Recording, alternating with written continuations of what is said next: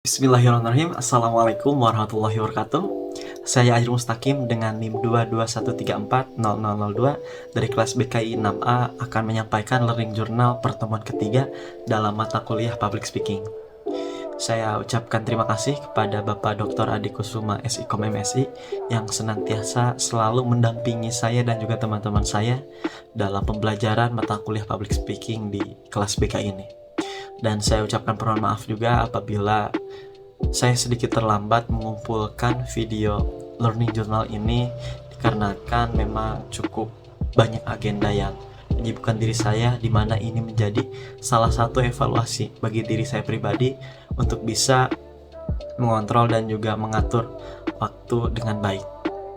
Baik, di pertemuan ketiga ini adalah di mana pertemuan yang memulai presentasi daripada teman-teman itu sendiri, di mana presentasi yang pertama ini bertepatan dengan dasar-dasar public speaking yang memang pada dasarnya itu disampaikan oleh saya pribadi juga dan teman-teman semuanya di kelompok 1, di mana tugas dari kelompok itu tidak membuat makalah, namun kita itu membuat PPT gitu atau PowerPoint. Nah, sebelum dimulai presentasi seperti biasa, Pak Adi selalu menunjuk 3 orang sebelum presentasi itu untuk bercerita, ceramah, stand up dan sebagainya selama kurang lebih 10 menit, di mana itu adalah salah satu kiat-kiat untuk latihan dalam public speaking, di mana ini akan menjadi selalu rutinitas dalam kelas yang mau tidak mau, siap tidak siap, siap yang ditunjuk harus siap gitu, dan harus bisa maju. Mohon maaf juga apabila di video ini nanti saya sedikit banyak batuk gitu, karena memang mungkin sedang terkena batuk gitu, dan saya mohon maklumi gitu Pak Adi dan teman-teman yang menonton video ini. Baik, sebelumnya itu kurang lebih ada 3 orang yang memang selalu mengawali di dalam pembelajaran di perkuliahan public speaking ini, dimana ada Salsa Mulyana Sari dengan storytellingnya, lalu Fahri Hajahra dengan menceritakan novelnya, baca novelnya gitu, dan juga Iin seperti halnya Daily in My Life atau vlog, dimana itu tentang kesehariannya. Salsa Mulyana Sari tentang kancil dan juga rubah, lalu bukan kancil tapi kijang dan rubah. Terus Fahri Hajahra tentang menganalisis novel yang dia baca dan juga diceritakan, dan itu cukup menarik, bahkan menurut saya itu cukup detail gitu untuk seorang perempuan yang menghafal karena membaca novel. Kalau Iin Daily in My Life seperti halnya vlog dari bangun tidur sampai dia tidur lagi, dimana itu menceritakan kegiatan dia ketika Ramadan.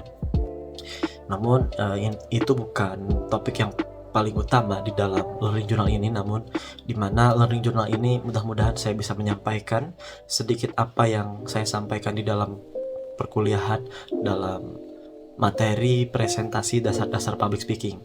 Nah, dimana saya itu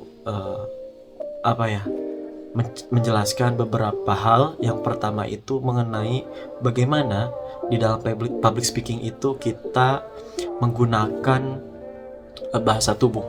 Nah, menggunakan bahasa tubuh ini kita bisa menggunakan tangan, wajah, kontak mata, dan juga hal-hal yang memang berkaitan dengan menarik audiens untuk mendengar apa yang kita sampaikan. Nah, pada dasarnya apa yang kita sampaikan itu jangan sampai monoton gitu. Tidak hanya ucapan saja gitu yang disampaikan. Namun perlu adanya kolaborasi antara tangan, kontak mata, dan juga ekspresi-ekspresi dari wajah itu akan memberikan emosional yang cukup kuat kepada audiens. Lalu saya juga memberikan contoh gerakan tangan ketika misalnya kita menunjuk Allah itu Allah gitu. Nah, itu harus ditekankan. Itu kalau menurut saya gitu ya. Mungkin dari teman-teman semua memiliki pilihannya. Lalu yang kedua ada konsistensi dalam suara. Nah, konsistensi dalam suara yang disampaikan oleh public speaker itu harus terdengar oleh audiens. Jadi tinggi rendahnya suara yang dikeluarkan itu harus bisa menjadikan daya tarik tersendiri oleh audiens, di mana perlu adanya penekanan-penekanan khusus, misalnya ketika memang itu terjadi sedikit keributan di dalam satu ruangan atau satu acara di mana public speaker itu kurang didengar, itu mau tidak mau public speaker harus bisa mengeraskan suaranya lebih besar lagi untuk bisa terdengar gitu, dan itu menarik perhatian audiens di mana mereka pasti akan cukup sadar dan juga berhenti gitu dalam keributan tersebut. Nah, lalu apa yang kita sampaikan itu jangan sampai menjatuhi ataupun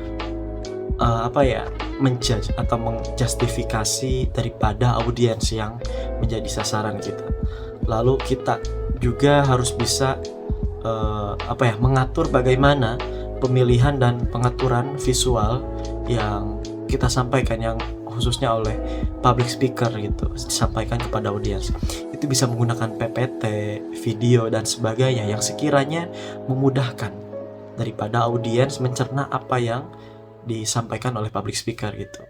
Karena tidak mungkin ketika kita misalnya menyampaikan bagaimana kiat-kiat menjadi manusia yang bermanfaat bagi umat dan bangsa, itu hanya sebatas teori saja gitu. Namun saya rasa itu akan menjadi jenuh di dalam acara tersebut gitu. Nah, saya rasa perlu kolaborasi antara media audiovisual menggunakan PPT, video dan sebagainya untuk menjadi daya tarik daripada audiens, yang menjadikan public speaker itu menjadi salah satu panutan yang mungkin. Lalu yang terakhir adalah bagaimana ketika kita menggunakan hikmah dan retorika. Ini cukup menarik dan cukup berpanjang-panjang ini ketika dalam diskusi yang kita laksanakan di dalam kelas. Nah, maksudnya adalah kita bisa menggunakan hikmah itu seperti halnya pelajaran-pelajaran yang memang menceritakan hal-hal yang baik gitu.